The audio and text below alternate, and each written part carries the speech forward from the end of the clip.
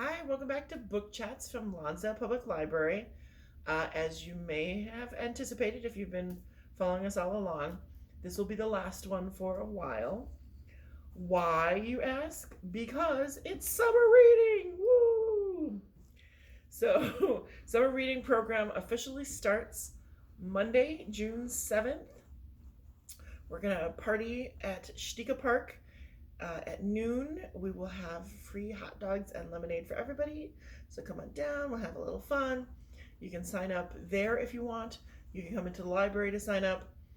I don't want to talk too much about summer reading, but we will be doing packets again like we have for the last few years. So there are pre-readers, readers, and teens and tweens, and they will just be in the entryway of the library starting on Monday each week for 6 weeks.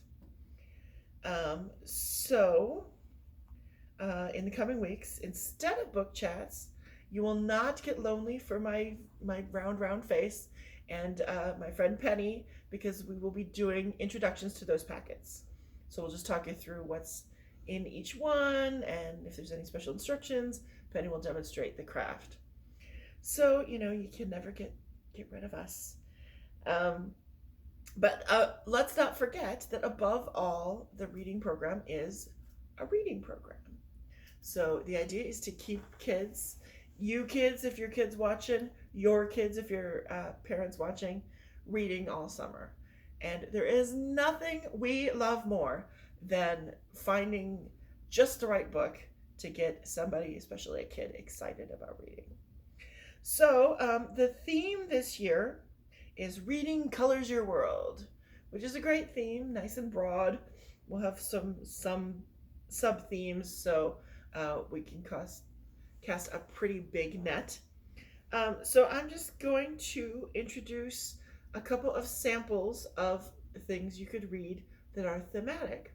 There's going to be a reading list on our website if you want more color-themed books for all ages.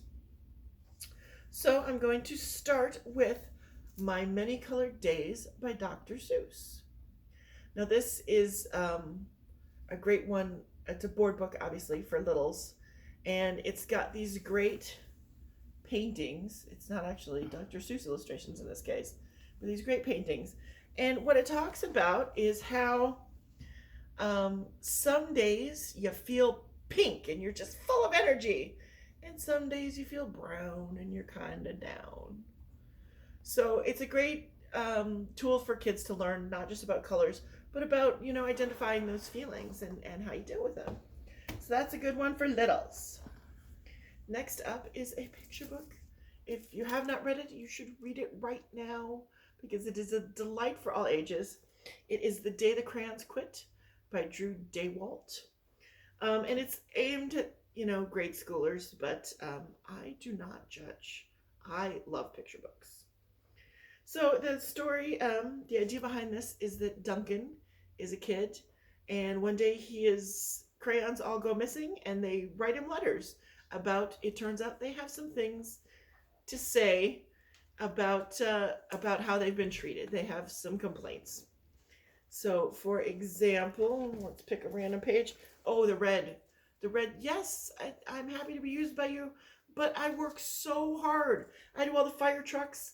I have to work every holiday. I do the Santas, I do the Valentine's Day hearts. So they all give him their complaints, and will they come home? How do we know? You have to read the book. Next, I want to talk about a nonfiction book. For in case you need a reminder, nonfiction means true stories. Fiction is made up, nonfiction is real stuff. So this one is a fun book. It's called Holi.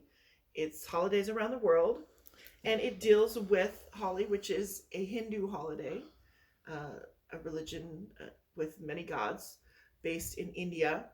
And Holi is a great holiday. They have a big 2-day festival. It's to celebrate the coming of spring, which is a good thing to celebrate. And one of the ways they celebrate is by throwing colored powder and water on each other. Does that not sound like fun? Let's see if we got a great picture here. Yes, there's a bunch of people all brightly colored. So It's good. It's fun to learn about different things around the world. And then we have chapter books for kids that can read a little bigger story. And there is this Rainbow Magic series, which is a huge series by Daisy Meadow. There's lots and lots of them. So if your kid gets into them, they can really read them. And they're good. They're sort of an early chapter book. They're not super thick. As you can see, this one's got about 63 pages in it. This particular one is Heather the Violet Fairy.